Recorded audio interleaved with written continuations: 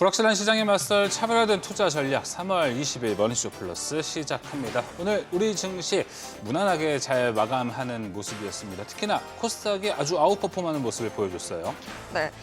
반도체 대형주들은 좀 쉬는 모습이었지만 네. 그래도 시장 전반으로 좀 온기가 퍼져나간 맞아요. 그런 모습들 보여주면서 한 주 마무리가 그래도 좀 기분 좋지 않나라는 생각이 듭니다. 맞습니다. 오늘 상승 종목 수가 압도적으로 많았기 때문에 이 상승의 분위기를 느끼셨을 분들도 상당히 많을 것 같습니다. 자, 이제 주말 앞두고 있는데요. 다음 주 전략 세워봐야겠죠. 오늘 머니쇼 플러스와 함께 하시면 좋을 것 같습니다. 지금 보시고 계신 머니쇼 플러스는 SBS BG앱과 유튜브에서 실시간 시청이 가능합니다. 더 많은 국내 주식 정보 받아보실 분은 카카오톡 채널 머니랩을 추가하시길 바랍니다.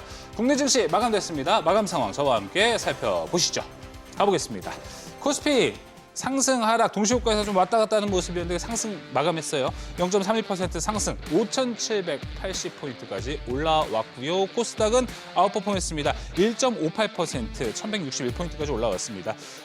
코스피 지수는 비록 약해 보여도요. 오늘 거래소 안에서는 무려 750개의 종목이 올라갔다는 것도 확인해 보시면 좋을 것 같습니다.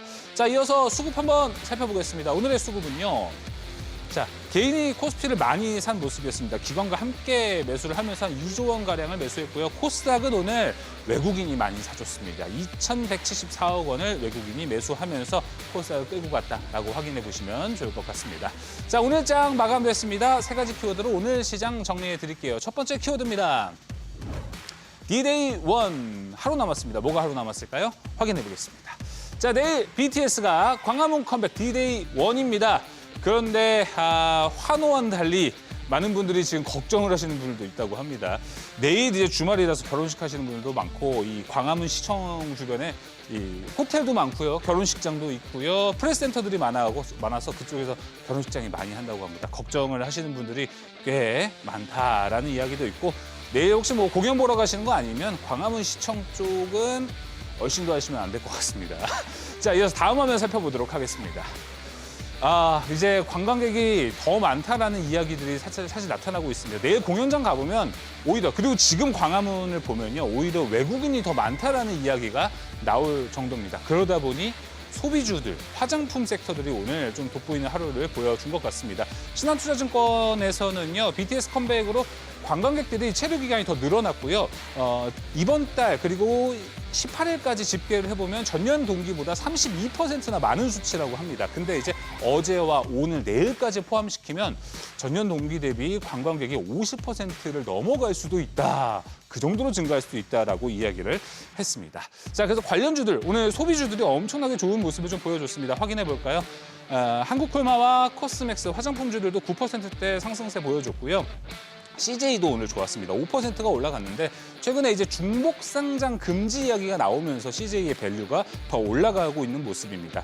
이마트, 편의점도 올라가고요. 현대백화점 모두 좋은 모습 보여줬습니다. 이어서 두 번째 키워드로 가보겠습니다. 두 번째 키워드는요. 2차. 2차는 뭘까요? 확인해 보겠습니다. 자, 현재 미국과 일본 정상회담 진행이 됐었습니다. 이제 일본이 2차 대미 프로젝트를 발표했었는데요. 각각의 지역에 SMR과 천연가스 발전 시설을 설치하겠다라는 이야기를 했습니다. 꽤나 많은 돈을 또 들이면서 가게 됐는데 우리나라도 사실 이제 대미 투자 통과법이 모두 처리가 됐기 때문에 우리나라는 어떤 내용으로 나올지가 가장 중요할 것 같습니다. 아무래도 1호는 지금 원전으로 가장 많이 주목을 받고 있죠. 다음 화면 살펴보도록 하겠습니다. 그래서 오늘 원전주들도 좋았습니다. 국내 원전주들 자, 설계 핵심 기자재, 시공, 운영, 정비 쪽으로 밸류체인을 모두 나눠서 종목들도 정리해봤습니다. 근데 우리나라의 코어 종목들은 사실 기자재와 시공에 있다라고 보시면 좋을 것 같습니다. 원전 관련주들 확인해 보겠습니다. 오늘 흐름 상당히 또 좋았죠. S&T에너지 28.28% 올라갔고요. 태용도 올라갔고요. 오리빅텍 대체로 좀 가벼운 종목들이 20% 넘는 상승세를 보여줬고요. 정비 쪽에서도 이제 움직이기 시작했습니다. 한전 KPS가 오늘 움직였네요. 9.93%, 한전산업 8.33% 상승했습니다. 자, 이어서 세 번째 키워드입니다. 세 번째 키워드는요. 1위. 오늘 1위가 하나 바뀌었습니다. 뭘까요?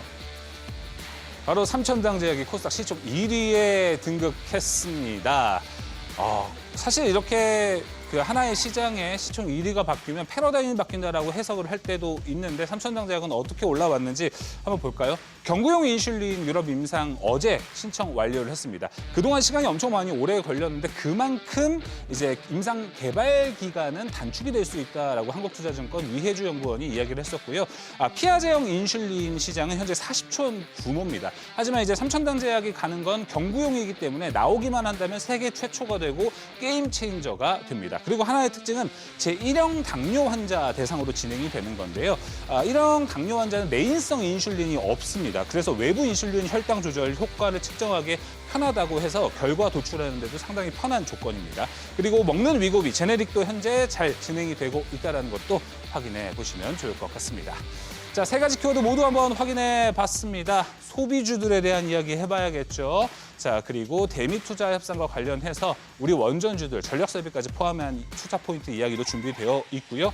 코스닥, 제약바이오 이야기도 한번 나눠보도록 하겠습니다. 증시인사이트 지금 시작합니다.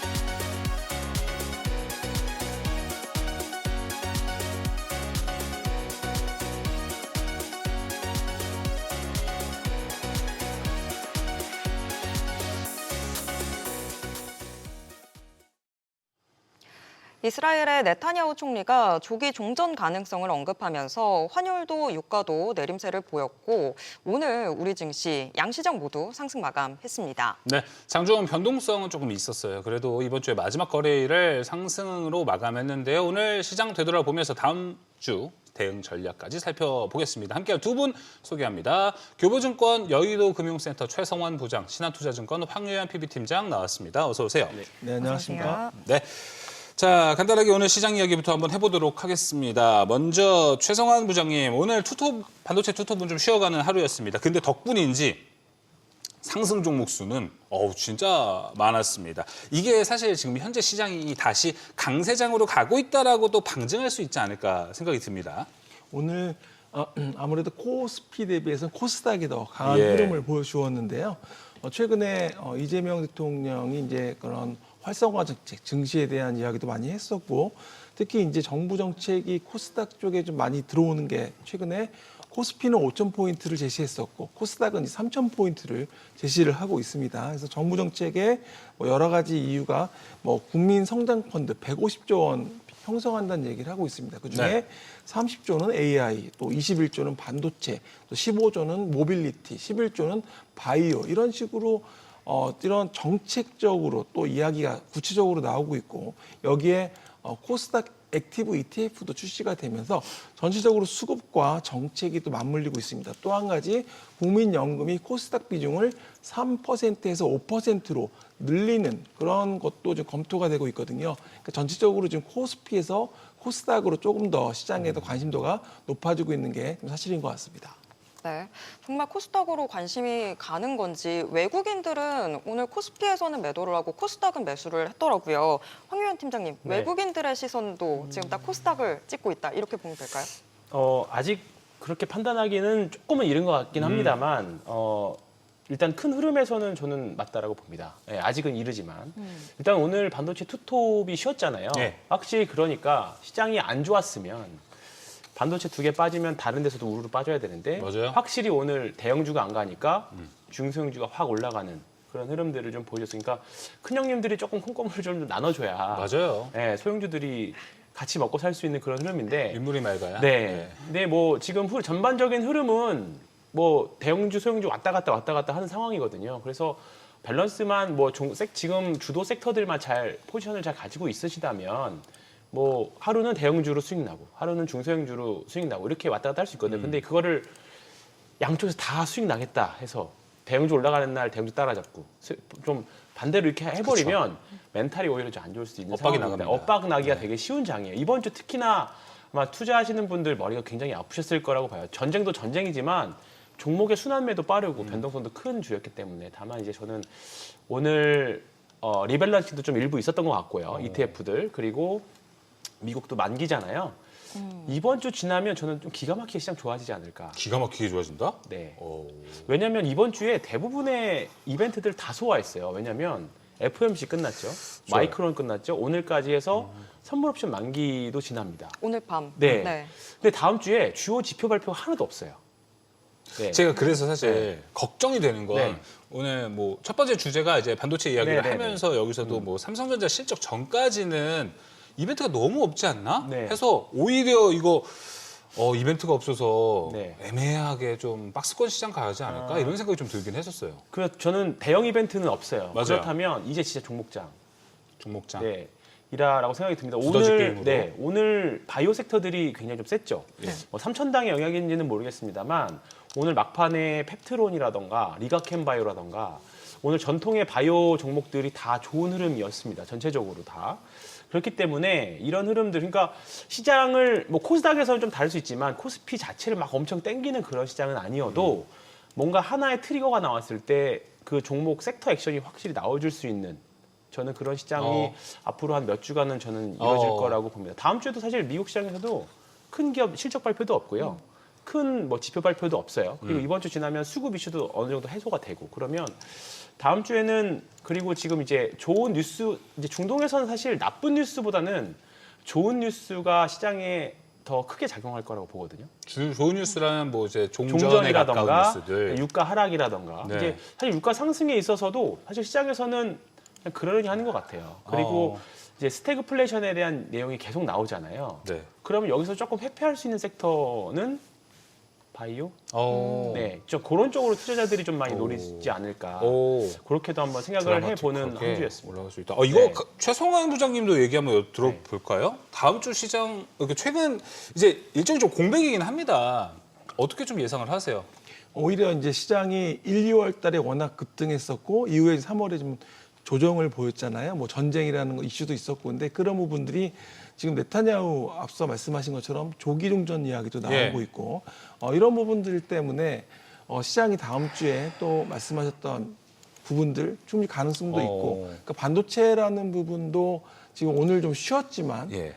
과거에 보면 반도체가 이렇게 사이클 산업이었습니다. 그러니까 공급 부족하면 주가가 올라가다가 다시 또 공급이 과잉되면 치킨 게임을 하고 이렇게 계속 이렇게 사이클을 그리면서 코스피도 박스피를 계속 그려왔었는데 지금 작년부터 올해 보면 반도체가 올라와주면서 코스피도 4천, 5천, 6천까지 왔습니다. 코스피도. 그래서 그런 가운데 지금 전쟁이라는 이슈 때문에 좀 쉬었지만 예. 오히려 이게 전쟁이 끝나준다면 말씀하신 조기 정전이 돼준다면 아주 큰 모멘텀이 될 수도 있겠다. 그쪽으로 본다면은 우리가 또 증시 기대해 볼 만합니다. 근데 이제 황교안 팀장님, 네. 고객 예탁금이 꽤 줄어든 거 아세요? 네, 이제 조금 맥스로 줄었어요. 130조를 갔다가 현재 112조까지 내려온 상태이거든요. 이건 걱정 안 되십니까, 근데?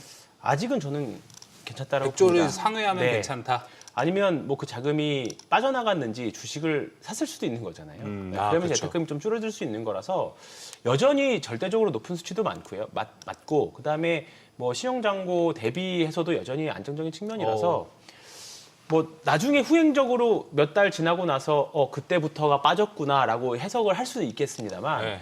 지금 뭐 예탁금 그 정도 빠졌다고 해서 반대로 은행 쪽으로 빠져나간 자금이 사실 전쟁 때문에 당연히 빠져나갈 수밖에 없겠죠. 예. 최근에 주식을 투자를 하시는 분들이라고 하면 당연히 예탁금을 뺄 수밖에 없는 네. 상황이었을 거예요. 근데 이제 다시 시장 좋아지고 특히나 이제 코스닥 쪽에서 만약에 종목장이 온다라고 하면 예탁금은 조금 더 다시 늘어나지 않을까. 알겠습니다. 자, 그럼 좀 디테일하게 반도체 쪽 이야기 해보면서 다음 주 그리고 잠정 실적 발표 4월 초쯤에 삼성전자 하겠죠. 그 전까지 우리 어떻게 전략 잡아가야 되는지 반도체 이야기를 좀 나눠보도록 하겠습니다. 일단 오늘 투톱이 쉬어갔습니다. 그런데 뭐 그렇게 많이 빠진 것도 아니어서 오늘 둘 다 네. 약보합권에 있습니다. 그래서 뭐 걱정이 크게 되지는 않는 것 같은데 최상원 부장님 지금 뭐 반도체 투톱 쉰다고 걱정하지는 않고 제목 그대로 여전히 또 담아가는 전략 유지하는 전략이 좋겠죠. 삼성전자가 목표 주가가 32만 원, 또 SK 하이닉스가 170만 원. 그러니까 상당히 현재 주가 20만 원, 100만 원 생각하면 상당히 먹을 폭이 많이 있어 보입니다. 그러니까 업사이드가 있다라고 생각한다면 여전히 시장에서는 조정받을 때마다 오히려 매수세가 유입될 수 있는 또 여지도 있다.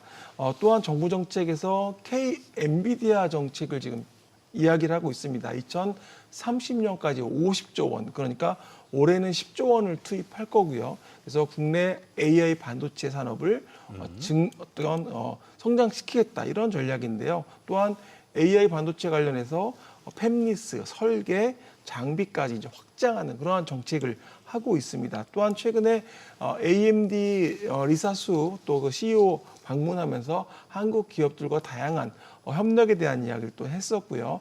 또 여기에 앞서 지금 소부장이라든지 MLCC 그러니까 반도체 그런 장비 소재주까지도 지금 조금은 시장에서 투자가 확대되는 그런 분위기입니다. 그래서 지금 봐서는 반도체가 오히려 쉬어가는 게 또 기존에 못 샀던 분들 특히 작년에 오늘도 뭐 점심 식사하면서 투자자분이 작년에 삼성전자, SK 하이닉스 투자를 못해서 뭐 지금이라도 사야 되냐 그런 말씀을 하시길래 저는 지금 사셔야 된다고 말씀을 드렸거든요. 그러니까 비중을 담아셔야 된다고 말씀을 드렸는데 그 정도로 시장에서 지금 이익이 보이는 그러한 업종 중에 하나이기 때문에 지금은 사실 전쟁이라는 불확실성이 있지만 이익으로 버틸 수 있고 올라갈 수 있는 부분이라서 꼭 어느 정도의 비중은 유지를 해야 된다라고 말씀을 드리겠습니다. 네, 알겠습니다. 그런데 사실 조금 궁금한 건 뭔가 호재성 재료들이 있기는 있었는데 그랬는데도 좀 둔감한 모습들을 보였던 점이었거든요. 황교안 팀장님, 뭐 SK하이닉스는 TSMC랑 3나노 협력 이야기도 있고 그래서 좀 움직이지 않을까 싶었는데 이제는 호재도 더 엄청 큰 호재가 나와줘야만 움직이는 걸까요?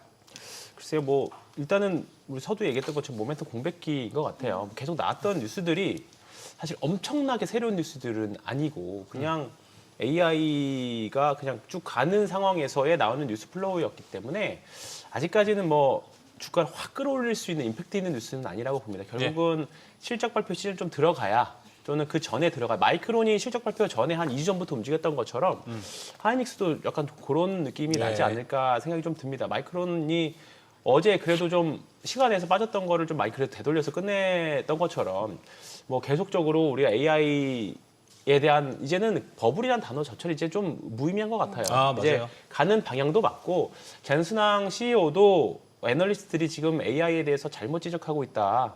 그냥 기업들만 하이퍼스케일들만 보는데 이제 소버린 AI까지 가면 국가 단위의 수주가 나오기 시작한다. 그렇게 생각하면 우리 과거에 한 1년에서 1년 반 정도 반도체 사이클을 봤었는데 이제는 이게 더 길어질 수 있을 것 같아요. 그래서 뭐 주식이라는 게 매일매일 무슨 노스를 다 반영해서 움직이는 것도 아니고 기간 조정도 좀 필요한 거니까요. 지금은 딱 그런 기간이지 않을까 생각이 좀 듭니다. 어제 마이크론 실적 발표에서 하나의 중요한 키워드가 나왔습니다. 바로 LTA, 장기 공급 계약 체결이 이제 메모리 3사의 아주 큰 키워드가 될 것 같습니다. 지금 오늘 보도를 통해서 삼성전자가 이제 뭐 마이크로소프트, 오픈 AI, 구글과 장기 공급 계약 체결을 했다 이런 이야기도 있고요. 뭐 그제 다녀간 AMD하고도 뭐 좋은 소식이 있지 않을까 좀 생각이 듭니다. 근데 하이닉스는 황교안 팀장님, 하이닉스는 지금 LTA 관련한 이야기는 뭐 없죠. 그냥 엔비디아라고 좀 생각을 해야 될까요, 이거를? 일단은 하이닉스는 HBM이 무조건 4에서도 계속 그 3E에서 보였던 점유율을 얼마큼 이어가져 있느냐 사실 그게 더 큰 키워드가 된 것 같고요. 삼성전자는 파운드리나 LPDDR이나 이제 이런 쪽까지 좀 확장해서 볼 수 있다 보니까 사실 지금부터는 전자도 많이들 이제 같이 보시는 것 같아요. 주가 파괴력은 올라갈 때 보면 사실 하이닉스가 좀 더 센 부분들은 좀 있죠. 그런데 삼성전자는 사실 노조 이슈가 조금 있기는 합니다만 뭐 그거는 사실 뭐 현대차 노조 이슈 아무리 있었어도 주가 여기까지 올라왔던 것처럼 큰 문제는 아닌 것 같고. 근데 지금 D램에 물이 강하게 들어오고 있잖아요. 그런데 이런 상황에서 삼성전자 노조로 좀 삐걱하면 오히려 하이닉스가 좋지 않아? 이런 뷰도 있잖아요. 그것 때문에 하이닉스로 좀 비중 조절했다는 분도 있지만 사실 뭐 이거는 엄마가 좋냐 아빠가 좋냐 그 정도의 질문이라고 생각합니다. 네, 그렇게 별로 받아들이- 노조 리스크는 네. 그렇게 크게 뭐 다가오진 네. 않을 거다 이렇게 볼 수 있을 것 같습니다.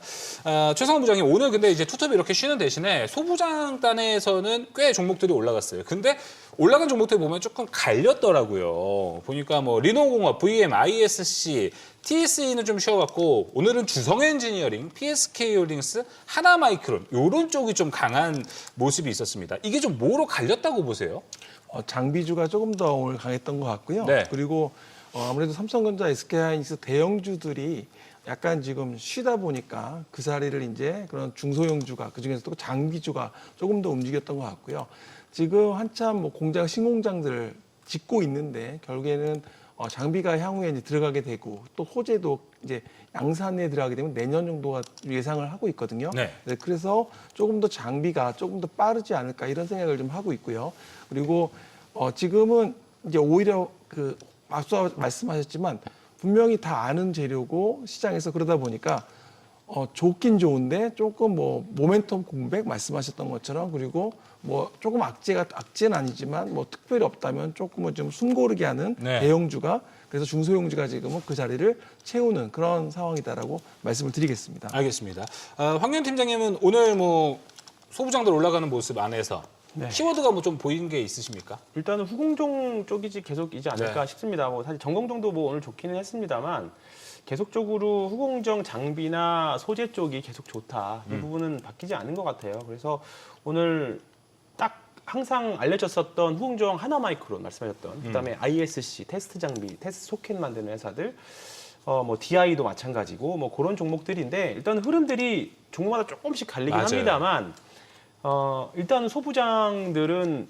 그러니까 뭐 어제 하나 그 마이크론이 빠졌던 이유 중에 하나를 사실 너무 많은 캐펙스 투자 때문이라고 나왔잖아요. 뭐 이건 모든 그 글로벌 반도체 회사들이 다 마찬가지인 것 같은데 결국은 투자한다는 거는 장비나 소재 계속 필요하다는 거잖아요. 예, 그렇기 때문에 이쪽이 계속적으로 조금은 이게 어떻게 보면 모멘텀이 될 수 있다라고 보는 거죠. 네. 앞으로 2, 3년 동안은 투자는 계속 할 거고 결국은 수혜를 소부장단에서 받을 건데 소재로 볼 거냐 장비로 볼 거냐를 보면 사실 역사적으로 보면 장비들이 더 높은 펄을 받아오긴 했었어요. 예, 뭐 사실 소재가 계속 꾸준히 필요하긴 합니다만 그냥 시장에서는 항상 고펄을 주는 거는 장비주들이었고 장비 사이클이 좀 즉각 가기도 장비들이 하고. 더 빠르게 움직이긴 했었죠. 맞아요. 그래서 두 개 중에 굳이 고르자면 장비를 좀 고르시는 게 낫지 장비를? 않겠느냐. 네, 그렇게 생각합니다. 알겠습니다. 소부장 내 키워드도 뭐 후공정, 장비 쪽으로 이야기를 나눠봤고요. 이어서 자 다음 주제를 통해서 또 이야기 나눠보도록 하겠습니다. 앞서 이야기 드린 대로 미국과 일본 정상회담도 있었고요. 대미 투자가 일본은 또 이제 2차 대미 투자를 발표했습니다. 뭐 대체로 보면은 이제 LNG 천연가스 시설을 설치하는 것 그리고 SMR에 관한 이야기도 좀 나왔습니다. 그러다 보니 오늘 우리 시장에서는 원전이 조금 더 올라가는 모습을 보여줬습니다. 최성원 부장님, 근데 뭐 일본이 사실 뭐 미국에 일본 투자 뭐 원전 투자한다고 하는데 우리나라가 우위 아니겠습니까? 이쪽은? 네, 뭐 아무래도 이제 원전도 그렇고 지금 재생에너지 쪽도 고유가라는 부분 때문에 물론 유가가 조금 약세를 보이긴 했지만 여전히 높은 수준이거든요. 그러다 보니까 원전과 재생에너지 지금 전체적으로 전력 인프라까지 전체적으로 지금 시장에서는 관심을 받고 있고요.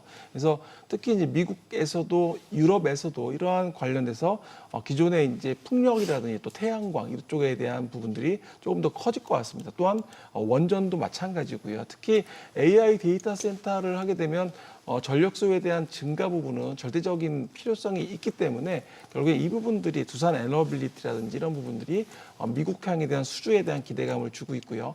또 건설 쪽으로 관련된 현대건설이나 대우건설, 그러니까 원전에 관련된 건설주가 조금 더 시장에서 받는 포인트로 맞아요. 좀 작용을 하고 있는 것 같습니다. 그러면 이게 대미 투자 계획이 발표되고 난 이후에도 원전주들이 좀 지속적으로 오를지가 좀 궁금한데 황교안 팀장님, 뭐 원전은 우리가 늘 항상 얘기하는 게 건설하는데 오래 걸린다라는 얘기가 있으니까 대미 투자 계획이 발표되고 나도 저희가 좀 지켜볼 만할까요? 저는 건설주들이 이제 아파트 공급 이런 거로 보시기보다는 이제 확실히 대외 수주 받을 수 있는 회사들, 결국 대형 건설사들 위주로 봐야 될 것 같아요. 예. 지금 올라가는 이슈, 우리나라 건설사들은 다 원전 이슈 그렇죠. 가지고 있는 종목들만 올라갑니다. 오늘 현대건설은 좀 아쉬웠지만 뭐 대우건설이나 뭐 다른 DLNC도 올라가고. DLNC, GS건설도 마찬가지고요. 이제 건설주들은 이쪽에서 계속 희망이나 이제 먹거리를 찾아야 될 것 같은데 지금 사실 말씀하셨던 것처럼 원전을 미국에서 할 수 있는 나라가 우리나라가 사실밖에 사실 없어요. 페르미도 현대건설과 하겠다고 이렇게 밝혔고 그렇기 때문에 뭐 좀 오늘 현대건설만 조금 아쉬울 수 있었지만 뭐 두산 엔더빌리티 그다음에 뭐 BHI 뭐 원전 관련 주식들은 뭐 현대건설 포함해서 계속 관심 있게 보셔야 될 거라고 봅니다. 네. 여전히 지금 근데 원전은 SMR 좋다니까 네. SMR을 생각하시는 분도 많을 것 같은데 네. 지금 시세는 완전 대형 원전 저 쪽이죠. 대형 원전으로 가는 거고 뭐 SMR은 아직 시간이 좀 많이 남았죠. 그렇죠. 네, 개발하는 데 현실화되려면. 시간이 걸리고요. 근데 생각해 보면 지금 대형 원전으로 가다가 SMR 이슈가 본격적으로 이제 실적에 반영되는 시기가 오면 또 계속 바톤 터치해서 이어가는 거거든요. SMR 그렇기 때문에 근데 실적으로 묻어나오는 시기가 아직 한참 남았어요. 한참 남았죠. 네, 한 예. 5년 정도 남은 걸로 알고 맞아요. 있습니다. 네. 네. 그럼 오늘 SMR 모멘텀 붙으면서 DLNC 상한가 갔잖아요. 네. 이거는 좀 일회성이다 이렇게 봐야 될까요? 조금 그렇게 보시는 게 일단은 저는 맞다라고 봐요. 네, 맞다라고 보는데 오늘 현대건설 빠진 이유가 원전 수급이 조금 뺏겨서 그런 거 아닐까라는 생각이 좀 들어요. 특히나 이제 원전 쪽 수급이 굉장히 좀 빠르거든요. 네, 약간 테마주 성격으로 좀 움직이는 부분들도 있어서 그렇다 보니까 네.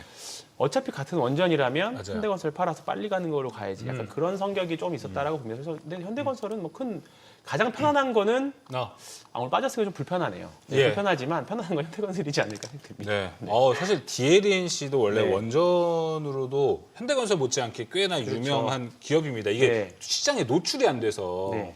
그렇기 때문에 근데 이제 좀 부각이 되고 있다는 것도 함께 체크를 해보시면 좋을 것 같습니다. DLNC가 작년 여름에 음. 한번 경쟁 입찰에 탈락했다는 뉴스가 있었어요.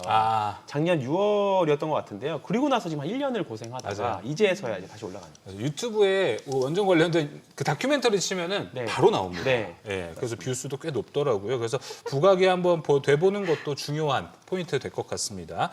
원전 이야기를 조금 더 해볼까요? 최성원 부장님. 오늘 한전 KPS가 올라갔어요. 전고점을 노크하고 있는데 한전 KPS가 사실 이제 보수 정비 쪽이잖아요. 근데 많은 원전을 투자하시는 분들은 보수 정비가 움직이면 원전 이거 한 바퀴가 돌았네. 끝놀이 되어가냐 뭐 이런 이야기를 하시는 분들도 있습니다. 보수 정비가 올라갔던 포인트까지는 어떻게 보시나요? 기존에 이제 뭐 결국엔 새로운 원전도 세워야 되지만 또 기존에 있는 것도 보수화해야 되는 부분도 분명히 있고요. 네.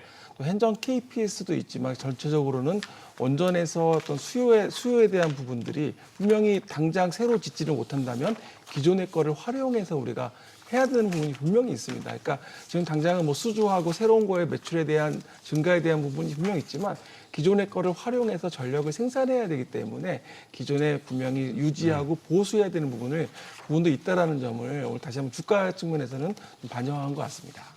보수까지도 이야기를 해봤고요. 자, 그리고 오늘 조선도 사실 이렇게 대미 투자하면은 빠지면 안 되거든요. 사실 오늘 삼성중공업 LNG 수주도 이야기 나왔는데 좀 아쉬웠어요. 호재 5%까지 오르기도 했었는데 금방 좀 떨어졌습니다. 황현 팀장님 보셨을 때 조선은 근데 지금 사실 오히려 주도권이 조선으로 올 것 같거든요. 왜냐하면 전쟁 때문에 맞습니다. 이거 LNG 분쟁, LNG가 더 주목을 받아서 조선이 더 좋지 않을까? 네. 이런 생각이 좀 듭니다, 요새. 조선은 좀 시간 문제인 것 같아요. 이제 언제 과연 이쪽까지 수급이 또는 순환매가 올지에 대한 문제일 것 같고요. 사실 올해 1월달, 2월달 정도까지만 하더라도 사실 조선주들 실적 이슈는 사실 올해 상반기까지는 뭐 특별한 건 없습니다. 그래요? 네, 특별한 거는 없고 그냥 좋은 상태인데 뭔가 임팩을 줘서 진짜 당장 사야 돼. 킥이 없네. 킥이 없는 상태였죠. 지금 말씀하신 대로. 근데 전쟁 때문에 이제 좀 밸류에이션에 대해서 그쵸. 좀 멀티플에 대해서 좀 달라지게 줄 거라고 봐요. 그런 측면에서 보면 이제 LNG나 그다음에 원전이나 그다음에 오늘 최근에 이번 주에 많이 올랐던 재생에너지들을 보면 이제 에너지 쪽은 아예 패러다임이 좀 바뀐 것 같아요. 그러니까 네. 이게 원래 러시아 우크라이나 전쟁 때는 네. 자주국방이다 보다 그렇죠. 해서 그 방산 이슈들. 방산으로 네, 완전히 맞습니다. 딱 패러다임이 갔는데 요즘 패러다임은 에너지로 가고 그렇죠. 있는 것 같아요. 그러니까 이제 석유의 일변도로 네. 갔다가는 이제 우리나라 최근에 뭐 지금 왔다 갔다 하는 것처럼 이제 기름 하나로는 뭔가 하나의 공급만 가지고는 나라가 완전 휘청일 수 있겠다. 그렇죠. 이제 이런 부분에 있어서는 좀 많은 나라들이나 기업들이 이제 좀 각성을 하게 된 것 같고 이제 예전처럼 이제 기술력이 없는 것도 아니잖아요. 맞아요. 그렇다 보니까 이제 이런 다방면에서의 에너지 확보 차원이 좀 큰 패러다임을 바뀐 것 같아요. 그래서 지금은 좀 몇몇 종목들은 뭐 실적도 안 나오고 테마주 아니냐 이렇게 우리가 재생에너지를 그렇게 바라볼 수 있지만 맞아요. 특히 이제 우리나라 종목들 재생에너지들은 약간 테마주 쪽으로 매매를 하시는 분들이 많았거든요. 근데 이제 에너지는 이제 안보까지 겹쳐지면서 이제는 좀 하나의 큰 패러다임, 네. 네 그렇게 바람 이제 좀 바뀌고 있다 그렇게 생각합니다. 네. 근데 오늘 조선 기자재주들이 굉장히 강했었는데 그 안에서 올랐던 종목들 보면 SK 오션플랜트, 태웅, 태광 뭐 이런 종목들이 급등을 해서 확실히 뭔가 다른 것들을 같이 좀 결합하고 있는 종목들, 원자력이든 풍력이든 이런 게 좀 여러 가지로 겹쳐져 있는 종목들을 더 봐야 되나라는 생각이 들었거든요. 최성원 부장님, 그냥 단순히 조선이 아니라 뭔가 여러 가지로 발을 걸치고 있는 종목들을 위주로 보는 거. 이 전략 어떻게 보세요? 굉장히 오늘 좋은 말씀인데요. 그러니까 예. 오늘 대형주들보다는 중소형주가 오늘 강한 날이었고 특히 코스닥이 오늘 강한 날이었고 말씀하신 것처럼 현재에서 약간은 다양한 쪽으로 어떤 사업적으로 걸쳐 있는 회사들 특히 수요가 늘어날 수 있는 부분들에 대해서도 그동안에 관심이 없다가 오늘 좀 더 코스닥 쪽에서 중소형주들이 더 관심을 받은 것 같고요. 특히 이제 미국에서 마스가 프로젝트가 이제 본격되고 또 LNG에 대한 부분들이 또 계속적으로 기대감이 높고 올해 특히 조선업종에서는 이러한 대규모 수주에 대한 또 기대감도 있다라는 점이 그동안 대형주 위주였다면 이제 오늘은 특히 더 중소형주에도 조금 더 힘이 오늘 들어간 날이 아닌가 이렇게 보고 있습니다. 네, 알겠습니다. 다음 저희 준비되어 있는 섹터 넘어가 보도록 하겠습니다. 이제 하루 앞으로 다가왔습니다. BTS 컴백. 네, 그러면서 지금 외국인들 숙소 예약 건수가 한 주 만에 103% 급증했다라는 소식도 나오고 있거든요. 소비 확대 기대가 생길 수밖에 없는데 그래서 백화점, 면세, 화장품주 이렇게 오늘 오름세들을 보였습니다. 하지만 엔터주들은 정작 좀 움직이지 않는 상황이었는데요. BTS 노믹스라고 할 수 있을 것 같은데 여기에 관련되어 있는 섹터들 같이 점검해 보겠습니다. 요거 저는 먼저 여쭤보고 싶은 거 황영현 팀장님이거든요. 네. 제가 알기로 네. 파이낸스 센터에서 있으신 걸로 알고 있어요. 네. 딱 광화문에 계시지 않으세요? 지금은 여의도에 있고요. 아 그래요? 네, 전에 지점이 전에 지점이? 네, 거기 있었다면 저도 가서 봤겠죠. 아 번지수 잘못 찾았네요. 하지만 저는 광화문에 있을 줄 알았어요. 네네네. 네. 그래서 이제 다 저희 보고 이제 오셨을까 해서. 가족은 티켓팅에 성공을 해서 와 이거를 해내더라고요. 이제 갑니다 내일. 내일 가세요? 네. 와, 네 그래서 마음 준비 단단히 하고 가셔야 될 것 네, 같아요. 그래서 제가 집에 걸어오라 그랬어요. 이런 내가 데리러 갈 수 없다. 네. 근데 뭐 지금 오늘 이제 1시에 노래가 공개가 됐죠. 네. 네. 공개가 되고 아쉽게도 주가는 좀 빠졌습니다. 뭐 노래는 좋던데요. 네, 노래는 저도 이제 완전 그 떼창하기 좋은 노래로 잘 만든 것 같은데 네. 한글이 안 들려서 좀 아쉽긴 한데 일단 주가는 조금 뭐 기대감이 뭐 소멸돼서 그런지는 몰라도 주가는 좀 빠졌어요. 근데 오늘 종목별로 좀 갈린 것 같아요. 소비주들. 맞아요. 네. 1등이었던 화장품 1등인 APR은 수출량이 좀 많기 때문에 좀 빠졌고 이제 왜 관광객들이 우리나라 들어와서 많이 살 수밖에 없는 이제 전통의 화장품들은 좀 많이 오르고 올리브영 가야죠. 그런 이제 좀 밸런스를 좀 맞추는 그런 날이지 않았나 싶습니다. 네. 그러면 지금 봤을 때 저희가 소비재부터 먼저 좀 얘기를 해보면 소비재는 심심하면 지금 조금씩 튀는 모습들이 나오는 것 같거든요. 그래서 이제는 소비재도 좀 연속성을 갖는 테마가 아닐까 여기부터 좀 짚어보고 싶은데 부장님 어떻게 보세요? 이제 소비재의 시간이다. 지금 이제 BTS도 있지만 오늘 저도 이제 오는 길에 보니까 외국인이 엄청 많더라고요. 그래서 한국에 BTS도 있지만 캐더원 그것 때문에라도 한국 방문자가 많은 것 같고 지금 이제 중요한 거는 아마 한국콜만 오늘 많이 올랐잖아요. 오늘. 네. 근데 이제 외출 그러니까 이제 다시 한번 밖에 나가는 그런 시기가 오고 있습니다. 그러니까 선케어라는 표현을 작년에도 많이 썼었잖아요. 그래서 지금 한국콜마 이런 기업들을 지금부터 좀 보시면 좋을 것 같습니다. 선케어가 선크림 말씀하시는 거죠? 맞습니다. 네, 그래서 이게 항상 이게 시기적으로 돌아오는데 이제 밖에 외출하는 시기가 돌아왔고 이제 계속 그런 부분들이 있기 때문에 화장품에서는 이제 한국 콜마 뭐 이런 회사들도 네. 충분히 매력적이다 이렇게 좀 말씀드리겠습니다. 소비재 안에서 그러면 화장품을 가장 매력적으로 보시는 거예요? 소비자에서는 화장품도 있고요. 또 그리고 아무래도 내수 쪽보다는 이제 내수보다는 그 해외에서 들어온 쪽에서 쓸 수 있는 그러니까 또 나가는 쪽인데 뭐 예를 들면 여행이라든지 관광이라든지 또 그리고 카지노 다 소비주와 연관되어 있는 부분들이고요. 그래서 네. 이런 쪽으로 또 보시면 좋을 것 같습니다. 알겠습니다. 화장품이 일단 오늘 주목을 좀 받긴 했어요. 그래서 재확인이 좀 필요합니다. 황현 팀장님하고는 항상 이 시간에 화장품 이야기할 때가 가끔 있어요. 네. 근데 우리 항상 물음표를 남겨놓고 끝났단 네. 말이죠. 내수를 기다리면서 소비를 기다리고 이렇게 주가가 올라갔는데 결국 이게 하루짜리 이벤트냐, 요거 많은 분들 궁금해하실 것 같아요. 이젠 연속성 좀 있을까요, 여기가? 아직은 저는 없다고 생각합니다. 여전히. 네. 왜요? 굳이 소비재라는 생각이에요. 굳이 소비재. 화장품뿐만 아니고 굳이 네. 다 해서요. 네, 맞습니다. 오. 그러니까 결국은 오늘은 쉬었지만 네. 우리나라 기업들 보면 결국은 수출하는 기업들이 항상 더 높은 펄을 받고 멀티플을 받습니다. 그렇기 때문에 뭐 오늘 같은 날 APR을 사는 게 사실 저는 더 합리적인 선택이었다라고 보고요. APR? 네, 사실 오늘 콜마나 다른 소비재들, 뭐 다른 전통 화장품들 많이 오르긴 했습니다만 사실 그동안 고생시킨 거 대비하면 사실 이 정도 오른 거 가지고는 예. 사실 가는 기별도 안 가는 상황인 거죠. 그러니까 일단은 올라서 다행이고 추세가 연속적으로 조금은 더 할 수 있지만 여전히 지금부터의 성장성은 뭐 이거는 투자자들마다 바닥에 있는 주식을 좋아하느냐 또는 위에서 가는 말이 비싸게 사서 더 비싸게 파는 거를 좋아하느냐 그 차이로 좀 갈릴 수는 있긴 하겠습니다만 소비재보다는 지금은 여전히 수출주들을 보는 게 수급은 메인 수급은 여전히 수출주들에 있다. 저는 알겠습니다. APR 또 이야기를 해주셨어요. 지금 제가 알기로는 외국인이 한 근 2주 동안 가장 많이 매수한 종목 네. 중에 하나가 APR입니다. 대략 한 지금 2주 동안 1,500억 원을 매수하고 네. 있는데 이게 지금 달러 영향도 있는 거죠, 그렇죠. 황현 네. 팀장님. APR은 지금 사실 뭐 흠잡을 때 별로 없을 것 같아요. 네, 본격적으로 뭐 이제 이번 시기만 좀 지나고 이번 시기라기보다는 지금 뭐 사실 오늘 시장 대비 조금 성과가 안 좋아서 그렇지 뭐 그동안 올라온 거 대비하면 뭐 전쟁통에도 굉장히 좀 많이 주가는 올라왔잖아요. 그렇기 때문에 가장 전형적으로 계단식 상승하고 있는 종목의 추세도 가장 좋다라고 봅니다. 예. 최근에 주가는 신고가 가지만 거래량은 점점 감소하고 있는 그런 전형적인 신고가 패턴이기 때문에 뭐 여전히 좋은 영역인 것 같습니다. 네, 제가 앞에 서두에 엔터주들은 그렇게 움직이지 않았다라고 이야기를 했는데 사실 하이브는 이런 이슈에도 불구하고 뭐 많이 올랐던 게 아니라서 지금 세론이라고 하기에도 이상할 것 같아서 최성원 부장님 지금 오늘 하이브뿐만이 아니라 엔터주들 크게 움직이지 않는데 이건 저희가 어떻게 해석해야 돼요?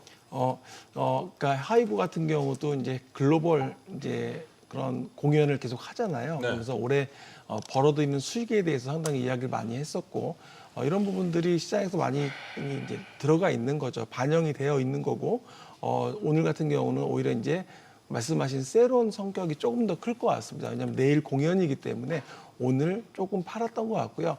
하지만 단기적으로만 본다면 그렇게 보이고 길게 놓고 본다면 말씀하셨던 그런 전체적으로 엔터주가 올해 블랙핑크라든지 그리고 또 빅뱅 이런 다 이제 올해 컴백하고 올해 또 상당히 맞아요. 기대감이 크거든요. 그래서 이런 부분들을 중국에서 공연도 할 거고 이런 부분들은 충분히 기대감이 있다. 그래서 단기적으로 오늘은 내일 공연을 앞두고 조금은 쉬어간 게 아닌가 이렇게 보고 있습니다.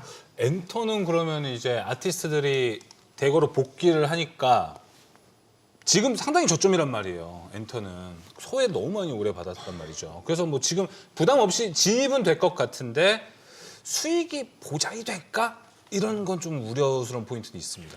그러니까 수익에 대한 부분은 뭐 공연에 대한 거 티켓 가격이라든지 또 네. MD 매출 여러 가지가 있을 것 같은데 단지 엔터주가 소외라기보다는 좀 덜 올랐다고 할 수 있는 거는 그동안에 워낙 AI 반도체 위주로 수급이 많이 몰렸었고요. 그러다 보니까 상대적으로 덜 올랐다고 좀 생각이 드는데 역시 엔터주는 뭐 결국에는 1분기부터 이제 이런 공연을 시작하면서 글로벌로 나간다는 부분들은 분명히 모멘텀이 될 수 있기 때문에 계속 좀 보시면 좋을 것 같습니다.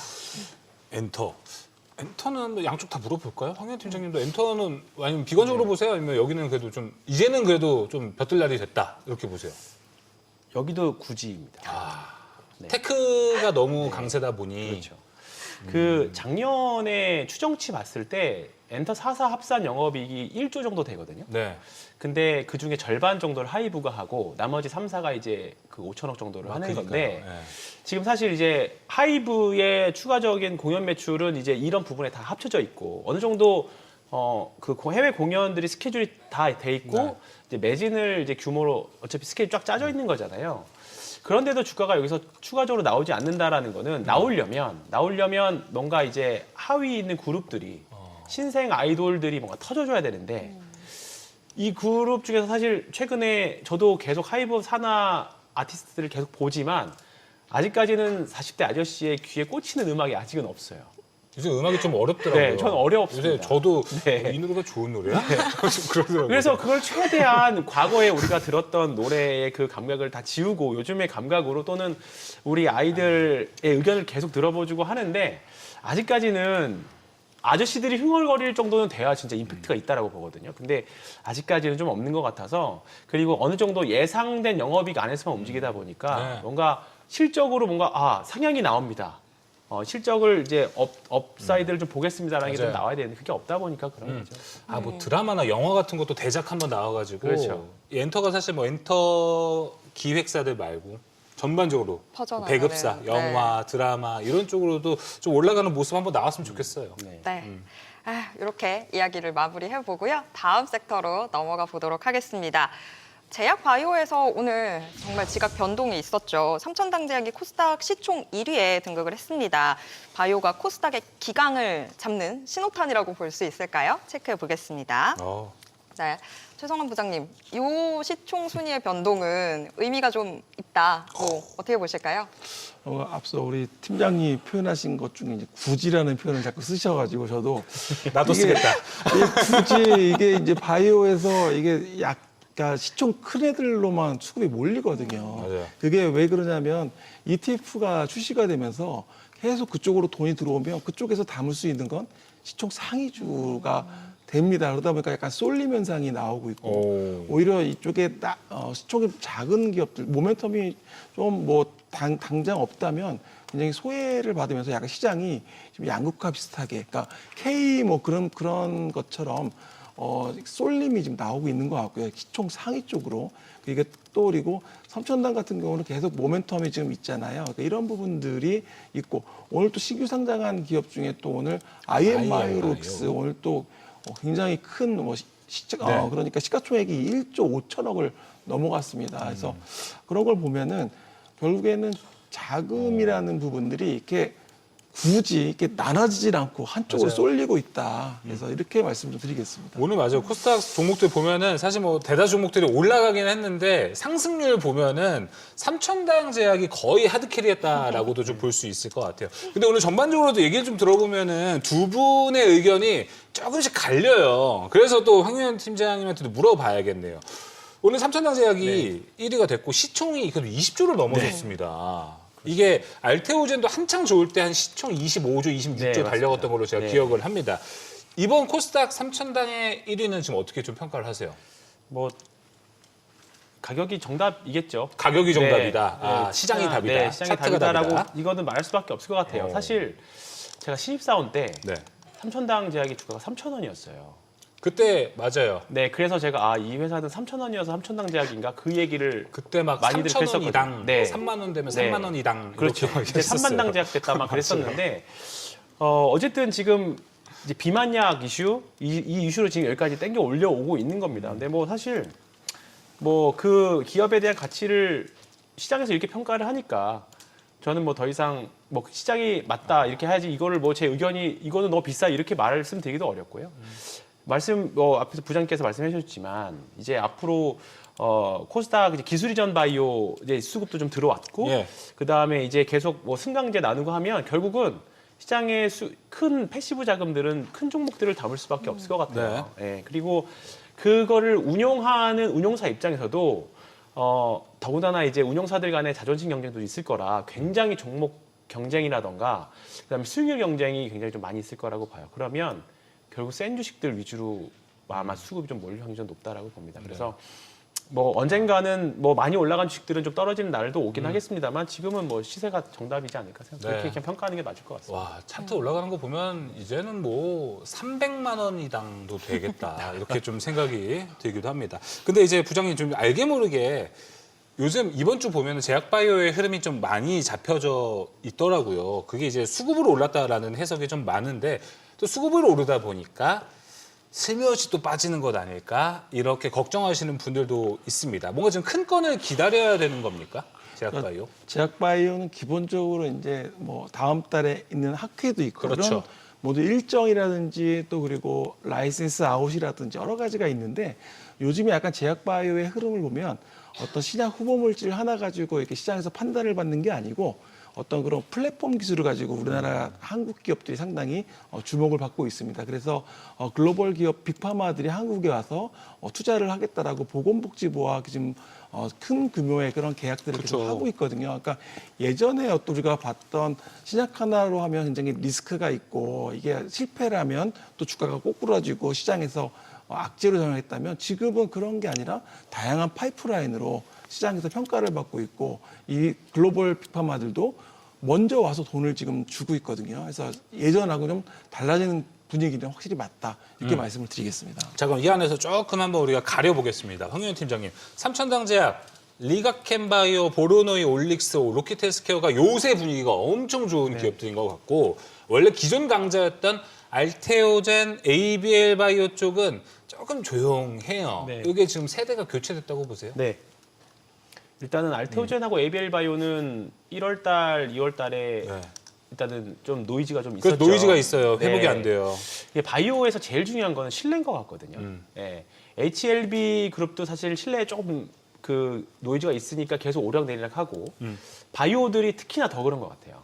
예, 바이오들은 다른 종목들 대비해서 신뢰가 깨지면 수급이 한번 빠져나간 수급이 다시 들어오는데 시간이 꽤 걸리는 것 같아요. HLB 그룹이 그래서 그렇다고 생각하거든요. 사례가. 네. 그래서 일단은 알테오젠은 뭔가 앞으로 실적으로 이제는 보여줘야 되는 회사가 돼버렸죠. 네. 그러려면 일단은 큰 빅딜이 좀 나와줘야 됩니다. ABL 바이오도 그렇고 알테오젠도 그렇고 빅딜이 좀 나와주면 시장 분위기도 더 좋아질 거고 이 주가들도 좀 살아나겠죠. 근데 우리가 전통적으로 우리가 과거에 수출 기술 이전을 했던 바이오들 보면 대표적인 게 알테오젠, 그다음에 ABL 바이오, 보로노이 뭐 이런 기업들인데 나머지 보로노이랑 그다음에 리가켄 바이오는 잘 가고 있어요. 요새 더 시장 강자가 열심히 됐어요. 좋죠. 근데 알테오젠이랑 ABL 바이오만 조금 이제 덜 가는 이유가 선택을 함에 있어서 내가 투자자라면 신규로 바이오를 사려고 한다라고 하면 얘네들은 신뢰에 조금 문제가 있었으니까 약간 우선순위 좀 밀리는 것 같아요. 그렇다 보니까 기존의 보르노이나 뭐 지금 리가켄 바이오 또는 지금 잘 가는 바이오들. 그럼 이게 거꾸로 얘기하면 좀 차선책으로 가고 있다라는 네. 표현도 되는 거 아니에요? 네. 차선책이라고 하면 뭐 메가급 기업들이 이제 네. 알테오젠, ABL이 네네네네. 있는데 얘네가 지금 문제가 있으니까 그렇죠. 이제 그 밑으로 차선책으로 간다는 네, 거죠. 그렇죠. 네. 그렇다 보니까 지금 하위에 있는 기업들이 더 센 움직임들이지 않을까. 또는 이제 그런 차후에 후보군으로 되는 게 뭐 오름 테라피틱스라던가, 그렇죠. 네, 알지노믹스라던가, 에임드 바이오도 에임드 있고요. 바이오라던가 이런 기업들이 조금 더 이제 주목을 받을 수 있는. 이 기업들이 특징이 뭐냐면 이 중에는 코스닥 150에 속하지 않은 바이오들도 있어요. 네, 그러면 이제 코스닥 액티브 펀드들 나왔을 때 네. 이제 무조건 150 위주로 딱 150 안에 담는 게 아니라 150 외에 있는 종목들 중에서 새로운 수급이 딱 들어오는 어허, 거잖아요. 그러면 이 종목들은 패시브 영향이 조금 더 민감하게 작용할 수 있는 후보군들이라서 바이오 중에서 코스닥 150 안에 안 들어있는데 기술 이전을 했던 이력이 있는 바이오. 네, 이런 기업들이 조금 향후에 좀 지금부터 업사이드가 좀 많이 있지 않을까. 그러니까 포텐셜을 보는 네, 포텐셜로 기업을 본다면. 좀 네, 주목해보는 네. 것도 좋은 네, 네. 전략이다라고 이야기를 해주신 것 같습니다. 알겠습니다. 자, 오늘 진실 인사이트는 여기서 이제 마무리해보도록 하겠습니다. 최성환 부장, 황유연 팀장 함께했습니다. 오늘 말씀 고맙습니다. 감사합니다.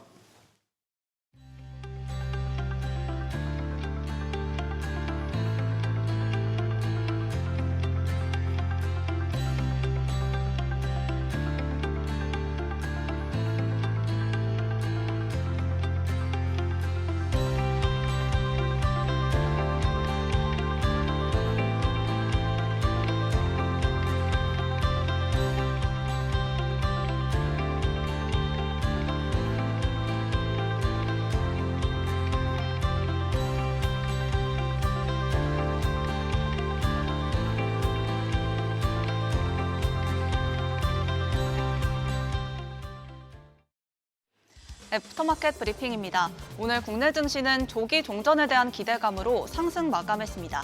정규장에서 코스피는 0.31% 상승한 5,781선에서 마감했고 코스닥은 1.5% 넘게 오르면서 1,161선에 장 마쳤습니다. 현재 애프터마켓 분위기는 어떤지 시세 짚어보겠습니다. 우선 시가총액 상위 종목들입니다. 오늘 국내 반도체주들은 쉬어가고 있습니다. 삼성전자 0.35% 빠지면서 199만 9,800원, 20만 원 선도 반납했고요. SK 하이닉스는 0.7% 가깝게 밀리면서 106,000원에 거래되고 있습니다. 현대차도 0.57% 약세 움직임입니다. 52만 원 선 아래로 떨어졌습니다. LG 에너지 솔루션만이 빨간불 켜고 있습니다. 현재 0.94% 오름세 타면서 37만 4,500원에 거래되고 있고요. SK 스퀘어는 하이닉스와 함께 1% 약세 움직임입니다. 다음으로 상승률 1위에서 5위 종목들 함께 보겠습니다. 오늘 신재생 에너지 관련주들이 주목받고 있습니다. 카타르가 LNG 장기 계약 이행을 못할 수도 있다고 밝히면서 에너지 안보 테마가 주목받은 영향인데요. 또 한국전력이 서해안 에너지 고속도로 건설을 본격화한 점도 모멘텀이 되고 있습니다. 현재 순위권에서 SK 오션 플랜트가 상한가 풀리지 않고 있습니다. 이외에도 S&T 에너지 현재 27.56% 상승률 보여주고 있고요. 태웅도 27% 가깝게 오름세 타고 있습니다. 57,500원에 거래되고 있습니다. 정규장 마감 후에는 또 에너지주인 대명에너지가 추가적인 상승분 보여주고 있습니다. 다만 에너지 고속도로 사업은 2030년 개통을 목표로 하기 때문에 실제 발주가 이루어지고 또 실적이 반영되려면 시간이 다소 걸릴 것이란 분석도 나오고 있습니다. 또 DL도 강세 보여주고 있습니다. 현재 26.32% 올라가면서 64,800원에 거래되고 있습니다. 중동 리스크로 아시아 화학업체들이 원료 수급에 어려움을 겪는 반면 미국의 생산 기지를 둔 DL은 오히려 반사이익이 기대되고 있습니다. KB증권은 미국이 값싼 원재료를 구할 수 있는 청정지대라고도 밝혔는데요. DL 실적 턴어라운드 예상도 함께 내놨습니다. 건설주인 DL ENC도 강세 보여주고 있습니다. 일본이 미국 SMR 투자를 확정지었고 또 우리나라에서도 대미 투자 프로젝트 1호가 원전으로 거론된 영향인데요. BNK 투자증권에서는 DL ENC가 미국 X에너지와 SMR 협업 중이라고 밝히기도 했습니다. 현재 시세는 상한가 풀리지 않고 있습니다. 67,400원입니다. 정규장 마치고 피팅 관련주들이 시세 더 분출합니다. 대규모 파이프라인 이음쇠가 LNG 플랜트 증설에 핵심적인 역할을 하기 때문에 성광밴드와 하이로코리아가 추가적으로 올라가고 있습니다. 또 삼성 E&A도 애프터마켓에서 시세 분출하고 있습니다. 중동 재건 기대감을 안고 갑니다. 이어서 하락률 순위권 종목들 함께 보겠습니다. 펄어비스 어제 한가를 기록했는데 오늘도 급락세 보여주고 있습니다. 오늘 출시된 붉은 사막이 주요 게임 플랫폼에서는 1위를 달리고 있는데요. 주가는 연일 하락을 피하지 못하고 있습니다. 현재 9.6% 넘게 빠지면서 41,550원에 거래되고 있습니다. 레인보우 로보틱스도 약세 움직임입니다. 검찰이 내부자 선행 매매 의혹에 대해 압수수색을 하자 주가가 내려앉았습니다. 현재 7.52% 빠지면서 66만 3천원에 거래되고 있습니다. 마지막으로 거래량 동반해서 함께 움직이는 종목들입니다. 오늘 신재생 에너지 관련주들의 거래량이 쏠립니다. 현재 1위부터 3위 모두 신재생 테마로 SK 이터닉스 11% 가깝게 오름세고 SK 오션 플랜트 상한가 풀리지 않고 있습니다. 한화솔루션도 4.72% 빨간불 켜고 있습니다. 이렇게 애프터마켓 흐름부터 특징주까지 살펴봤습니다. 오늘 밤 열리는 뉴욕 증시는 안자은 캐스터와 함께 대비해보시죠. 지금까지 애프터마켓 브리핑이었습니다. 안전벨트 제대로 매셔야겠습니다. 뉴욕 증시는 계속되는 지정학적 리스크와 그에 따른 긴장 완화 시그널에 불확실성이 계속되고 있는데요. 간밤 3대 지수 크게 하락했다가 낙폭을 줄이며 마감했습니다. 또 유가가 계속 뛰면서 JP모건은 S&P 500의 전망치를 크게 낮추기도 했습니다. 그럼 주요 이슈들 살펴볼까요? 카타르 LNG 공급 차질이 우려가 현실화되는 가운데 미국과 일본은 정상회담을 갖고 중동 대응 공조를 강화했습니다.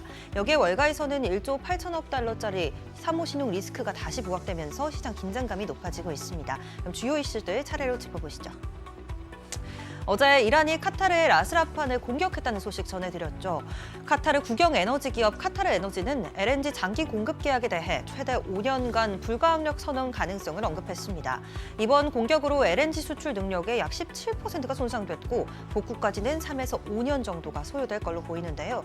한국과 중국, 유럽 등 주요 수입국들이 직접적인 영향을 받을 수 있다는 상황입니다.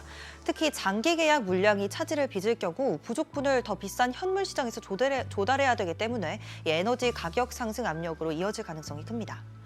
한편 트럼프 대통령 날뛰는 유가와 물가 잡기에 나섰습니다. 우선 미일 회담 모두 발언에서 이어진 취재진의 질문에서 그 어디에도 지상군 병력을 파견하지 않을 거라며 선을 그었고요. 또 유가를 안정적으로 유지하기 위해 필요한 모든 조치를 취할 거라고 강조했는데요. 트럼프 대통령은 이스라엘의 이란 석유시설 공격을 중단하라고 요청하는 한편 베네수엘라 국영 석유회사 제재 완화 카드까지 꺼내 들었습니다. 이런 트럼프 대통령의 노력에 국제유가 크게 뛰지는 않았습니다. 다만 아직까지 안정되진 않았는데요. WTI 소폭 올랐고요. 브렌트유는 여전히 $100 위에서 마감했습니다.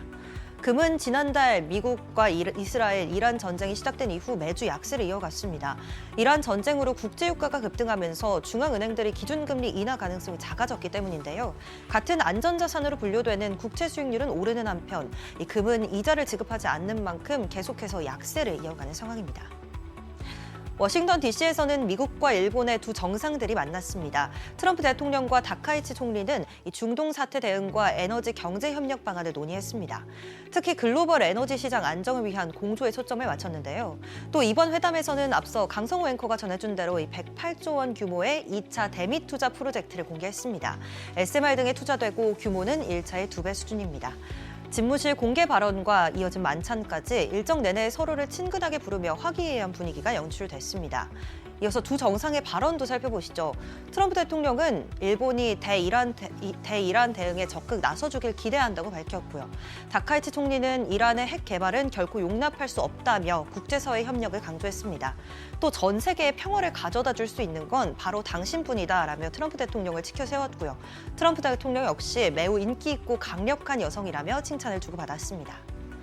이런 혼란의 정세 가운데 월가의 걱정거리는 한둘이 아닙니다. 이 중 가장 골머리를 앓고 있는 건 바로 수면 아래서 굶고 있는 사모신용 리스크입니다. 월가에서는 1조 8천억 달러 규모의 이 사모신용 시장을 두고 시한폭탄이라는 경고가 계속해서 나오고 있죠.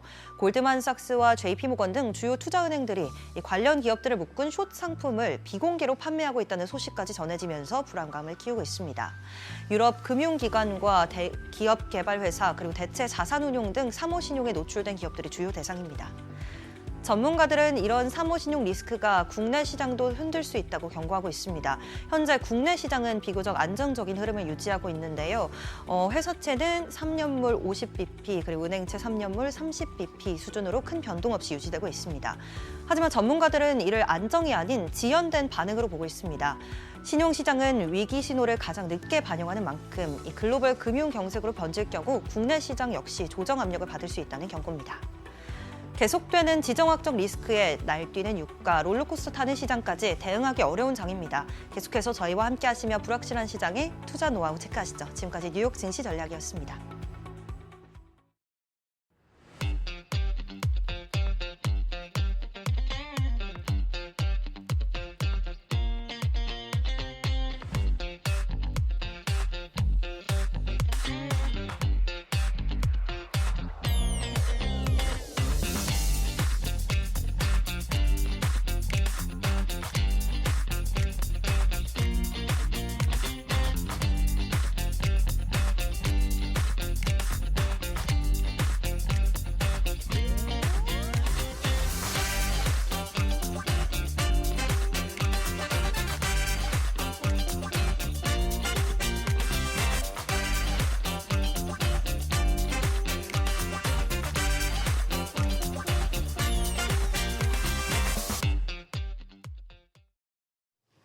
간밤 뉴욕 증시 3대 지수는 하락 마감한 가운데 시장은 미일 정상회담 이후 트럼프의 발언에 주목하고 있습니다. 관련 영상 먼저 보고 오시죠.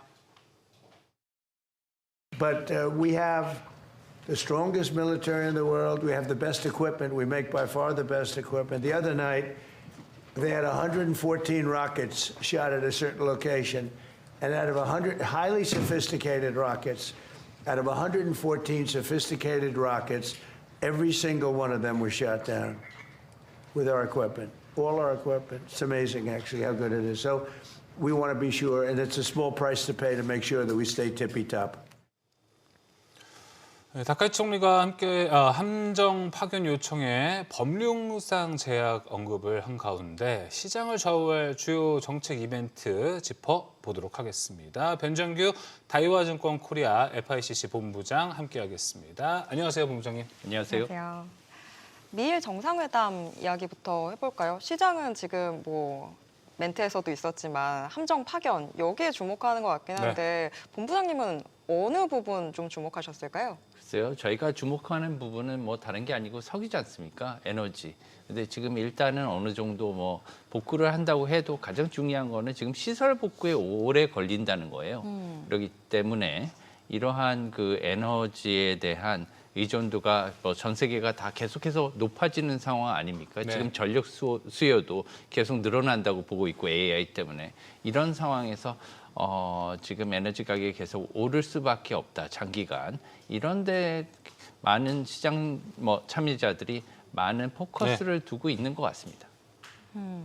그 지금 얘기했던 것들 중에서 어쨌거나 계속 트럼프 대통령이 압박을 하는 부분은 일본도 호르무즈 통해서 원유를 받아야 되니까 좀 참여해달라 이런 이야기들도 했던 거잖아요.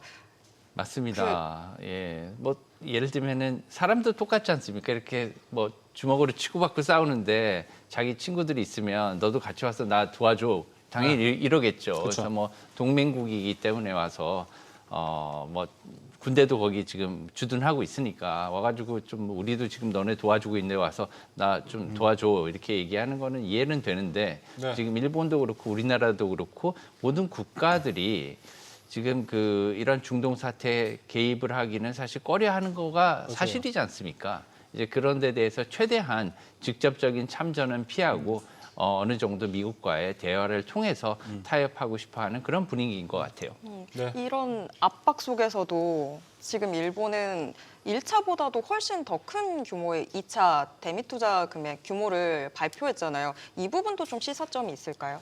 왜냐하면은 이번에 이제 첫 방미죠. 방미에서 여러 가지를 요구를 한 미국의 네. 뭐 요청에 부응하는 것도 있을 거고, 게다가 일본 입장에서도 미국의 뭐 원하는 것들이 굉장히 많을 거예요. 지금 뭐 군사적인 면이나 투자적인 면에서도 그렇고 경제적인 면에서도 여러 가지 문제가 있고요. 가장 중요한 것은 이제 앞으로 시진핑 주석과의 면담이 예정돼 있지 않습니까? 네. 약간 지금 한 달 정도 이제 미뤄졌다고 또 얘기가 미뤄진 것 나오는 같아요. 그죠? 예.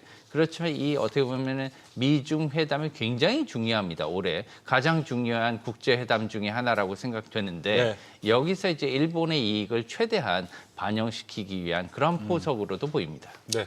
오늘 뭐 명장면이라고 해야 되는지 모르겠지만 일본 기자가 트럼프 대통령에게 물어봤잖아요. 왜 그 중동 공격을 하는데 미리 알려주지 않았냐, 우리 같은 우방국한테. 그랬더니 뭐 트럼프 대통령이 진주만 공습할 때 너네 알려줬냐, 이런 식으로 거의 뭐 되려주고 말로 받는 뭐 그런 형태가 좀 나타나기도 했습니다. 근데 트럼프 대통령이 신기한 게 진주만 언급을 좀 자주 하는 것 같기도 합니다. 이런 거. 예전에 아베 맞아요. 전 총리 때도 그랬다고 그러더라고요. 네. 그러다 보니까 이쪽에 대한 뭐 그 부분이 계속 뭐라고 돼요? 경계감도 뭐 있는 것 같기도 하다. 뭐 이렇게 사람들이 생각을 하는 것 같습니다. 근데 또 다카이치 총리는 은근 또 지킬 건 좀 지켜가서 하는 것 같아요. 법률 안에서 우리가 할 수 있는 건 하고 못하는 건 못한다라고 의견 피력을 좀 확실하게 했습니다. 이 부분은 좀 어떻게 보셨어요?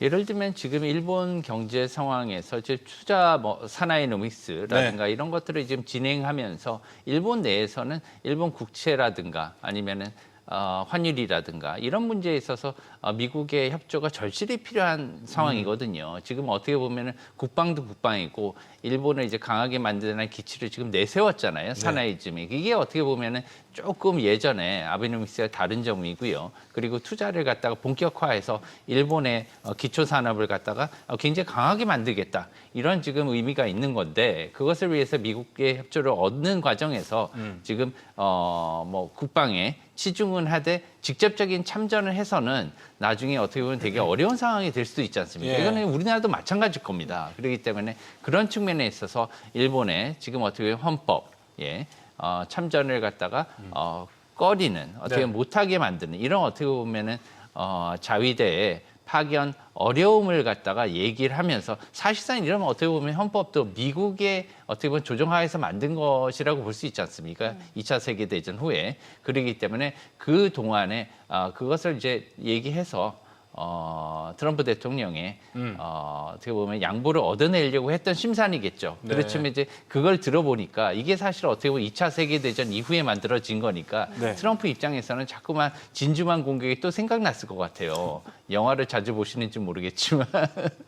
아니면 혹시 뭐 일본 버블 경제로 그때 트럼프 대통령 부동산과 관련이 있으니까 혹시 거기서 뭔가 뒤었던 게 있었던 거 아닐까요? 그럴 수도 있습니다. 뭐 예를 들면은 일본에 투자를 했을 수도 있고요. 트럼프 대통령이. 그렇지만 일본의 부동산은 예전에는 사실 어떻게 보면 굉장히 투자 수익률이 낮았다고 볼 수 있죠. 한국의 부동산이 굉장히 많이 오르는 그런 상황. 그것은 뭐냐 하면 이제 화폐 시간 가치가 굉장히 어떻게 보면 낮았다고 볼 수가 있는 거예요. 사람들이 빌려서 투자하고 싶지 않은 그런 상황이었겠죠. 그러니까 전부 다 이제 나가서 해외 투자를 하다 보니까 이제 와타나베 부인이라든가 이런 게 생겼는데 이제 이런 것들이 이제 한국에 조금 올마붙어가지고 지금 한국 투자자들이 국내 투자를 잘 안 하고 이제 해외 투자로 가는 이런 약간 어떻게 보면 우리나라가 일본과 같은 약간 비슷한 그런 양상도 보이고 있고요. 다만 우리나라 지금 경제나 아니면 산업 구조는 굉장히 고도화되어 있는 상황입니다. 예전과 다르게 어떻게 보면은 뭐 일본과 20년, 10년 이상 뭐 벌어져 있다 기술 수준이 2000년대까지만 그랬었는데 지금 어떤 수준에서는 뭐 반도체라든가 2차 전지나 아니면 뭐 저전도 이런 쪽에서는 오히려 일본에 앞서 있는 품목도 있어요 지금. 그렇기 때문에 지금 그때와는 상황이 많이 다르다. 그런 측면에서는 한국 경제 좀 고무적이라고 봅니다. 타이밍으로 봤을 때는 근데 이제 항상 미국과 일본 그리고 우리나라 3국이 있을 때 일본, 미국이 항상 일본이 우리보다 좀 한 템포 빨리 미국하고 접촉을 해가지고 뭐 이게 우리가 내심 뭐 교본이 될 수 있어요. 그래서 그걸 잘 눈치를 봐서 잘 하면 좋은 것 같긴 한데 지금 미국이 일본한테 요구했던 거 그리고 일본의 리액션을 받겠죠. 그리고 우리나라는 사실 뭐 이제 외교부 장관도 있어 국방부 장관에서는 뭔가 명확한 코멘트는 나오지 않은 상태입니다. 이게 우리나라로 이제 바통이 돌아왔을 때는 좀 어떨 거라고 좀 판단을 하세요? 굉장히 어려운 상황이죠. 네. 그걸 어떻게 이제 코멘트를 바로 할 수가 있겠습니까? 어떤 정부건 간에 지금 그런 상황이 굉장히 어려운 거고요. 게다가 지금 우리나라 국내 상황도 녹록지 않지 않습니까? 네. 게다가 환율이 1,500원을 지금 넘어선 상태, 좀 내려오긴 했지만 지금 높아진 환율과 또 이제 유가가 굉장히 문제가 되고 있잖아요. 어저께 FOMC가 있기도 했지만 그렇죠. 지금 보면은 두 가지 양면적인 것에서 볼 때 어떻게 될 것이냐. 사람들이 이렇게 생각할 때 우리나라도 되게 그 인플레이션을 조심해야 된다고 봅니다. 왜 그러냐면 지난달 네. 2월 달 미국의 PPI 생산자 물가 지수가 예상보다 많이 뛰었어요. 네. 3.4%. 원래 예상치가 약 2.9% 됐었는데 2%대였는데 후반 이게 한 0.5% 이상 올라서 발표가 됐다. 이것은 뭐냐? 인플레이션이 지금 진행이 되고 있다는 겁니다. 그러니까요. 높게 미국에서. 2월인데도. 그렇죠. 게다가 고용은 사실 굉장히 어떻게 보면 타이트해진 상황이에요. 이민자를 안 받았음에도 불구하고 크게 어떻게 보면 고용이 늘어나지 않은 상태. 이런 것들은 뭐냐 하면은 자, 물가는 좀 오르고 있는데 고용은 지금 계속해서 어떻게 보면 타이트해지는 상황이에요. 이게 약간의 스태그플레이션의 기미가 있다 이렇게 볼 수가 있는 거죠. 원래는 인플레이션이 조금 올라가면 경기도 좋아져야 되는 게 맞는 거거든요. 또 반대로 보겠습니다. 이제 한번 다른 쪽으로 보면 지금 이제 유가가 상승을 해요. 3, 4년 동안 이제 좀 전에 이제 방송에서도 나왔지만 카타르 유전이, 가스전이 그쵸. 뭐 3, 4년 동안은 이제 복구가 힘들다. 그때 가서야 이제 정상적으로 궤도가 오를 거다 이런데 그러면은 그동안에는 유가나 가스 가격이 계속 오를 거 아닙니까? 에너지 가격이. 그렇게 되면은 인플레이션에 대한 우려가 높아져요. 그죠? 그래서 지금 인플레이션에 대한 우려가 높아지고 있어서 금리 인하 기대감이 후퇴해서 지금 국채 가격이 많이 오르고 있습니다. 우리나라뿐만이 아니라 뭐 미국 트레저리도 그렇고 일본 국채 JGB도 그렇고 계속 지금 채권 가격이 올라가고 있고 더 문제는 뭐냐면 회사채를 발행하는 기업들이 이것으로 이제 자금 조달을 해야 되는데 회사채 발행을 미루고 있고 왜냐하면 자꾸 금리가 올라가니까 부담이 엄청 오는 거예요. 이 부담이 계속 올라가면은 이거 발행을 잘 못합니다. 그러면 이제 기업의 활동이 위축이 되고 그러면은 경기 둔화 가능성이 높아지는 거죠. 그럼 경기 둔화 가능성이 높아지면은 물가는 이렇게 계속해서 뭐 석유 수입 가격도 올라가고 환율도 높아지고 하는데 그러면 물가가 높아지는데 그럼 경기 또 둔화돼요. 이것도 또 스태그플레이션의 우려가 미래에 나타날 수가 있는 거예요. 두 가지 다 방정식을 한번 보면 아 지금은 우리가 해피하게 웃을 수 있는 것보다는 아 미래를 조금 더 걱정해야 되는 상황이다. 죄송합니다. 제가 약간 그런 쪽으로 더 해피한 말씀을 드려야 되는데 이게 두 개 다 맞춰보면 그런 쪽으로 자꾸 나와서 제가 계속해서 이게 맞나 이렇게 생각을 하고 경계가 되긴 하죠. 네. 상황이 그럴 수밖에 없으면 뭐 이런 코멘트를 듣는 것도 저희한테는 중요하니까요. 근데 그러면 사실 궁금한 게 연준은 어쨌거나 연내 1회 금리나 기대감은 일단은 남겨두긴 했는데 시장은 한 번도 힘들 것 같다라는 쪽으로 가잖아요. 어떻게 보세요? 네, 제가 단언하는 건 별로 안 하는데요. 제가 단언해야 될 것 같아요. 진짜요? 왜냐하면 금리 인하가 어려울 것 같아요. 올해 연내 아예 올해 상반기 중에는 적어도 어려울 것 같아요. 그건 단언하기 되게 어렵지만 상반기 중에는 거의 90% 이상 내리기 힘들 것 같습니다. 특히나 이제 뭐 파월 의장 재임 기간에는 거의 없을 맞아요. 것 같고요. 왜 그러냐면 이번 그 FOMC 기자회견에서 기자들이 물어봤습니다.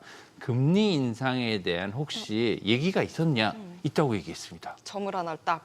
예, 그래가지고 이게 매파적인 호키시한 발언으로 확 받아들이면서 시장의 주식도 빠지고 이랬거든요. 그래서 지금 이제 미국 주식이 어떻게 보면 계속 힘이 없어요, 요새.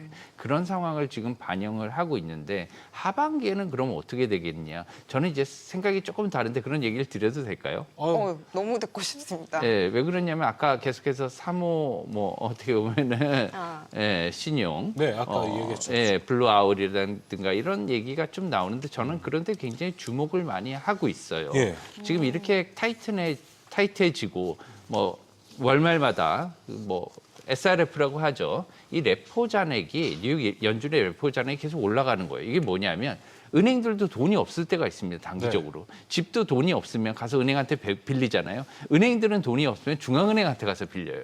근데 중앙은행한테 빌리는 대출 잔액이 월말마다 올라갔다가 또 꺼졌다가 월말마다 또 올라가고 이런 상황도 있고요. 지금 돈이 이제 빌릴 데가 없으니까 그리고 그 뭐 사무신용 이 기업들이 자기네가 빌려준 이 대출이죠. 사실 네. 어떻게 보면 대출 펀드를 통해서 이것을 담보로 잡고 돈을 다시 빌려요. 그게 CLO라고 하는 겁니다. 이제 근데 그것을 이제 계속 발행하는 그런 상황 이러기 때문에 그것도 이용하는 그 측면들도 있죠. 왜냐하면 이렇게 어려우니까.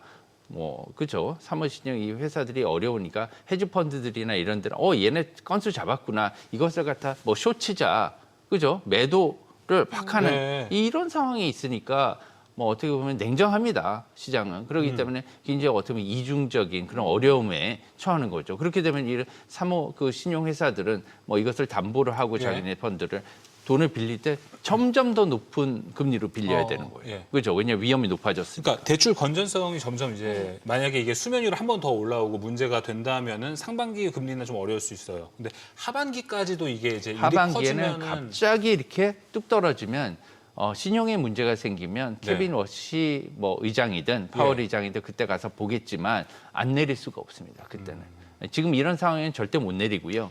신용에 불이 탁 붙으면 확 내릴 겁니다. 뇌관이 지금 터질까 말까 일단 봐야 되는 시기니까. 봐야 되는 시기인데 그러한 위험이 계속 지금 이제 유가발 문제가 그런 것들을 더 가중시키는 그런 가중시키는 상황이라 것도 있고. 만약에 그게 터지면 뭐 그게 뭐 불행 중 다행이지 저는 뭐 어려운 상황이긴 하지만 그러네요. 그게 목적인지는 모르겠습니다. 트럼프 대통령의 원이 이제 달성되는 순간이겠죠.